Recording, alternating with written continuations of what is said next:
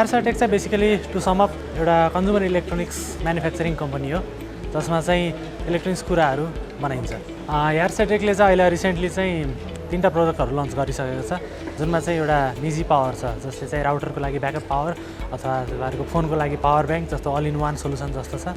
अनि सेकेन्ड चाहिँ जुनगिरी भन्ने प्रोडक्ट छ जसमा चाहिँ तपाईँहरूले पोल लाइट्स होर्डिङ बोर्डहरू जस्तो कुराहरूमा चाहिँ राति भयो भने अटोमेटिकली बत्ती बालिदिने र बिहान चाहिँ अटोमेटिकली बत्ती निभाइदिने काम गर्छ।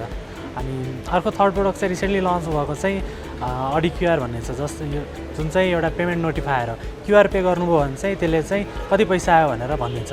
त्यसबाहेक हामीहरूले ब्याकग्राउन्डमा चाहिँ अब प्लानमा चाहिँ अझै मल्टिपल प्रोडक्ट्सहरू लन्च गर्ने लाइनअपमा छ जसमध्ये एउटा स्मार्ट वाचकोमा काम गरिरहेका छौँ।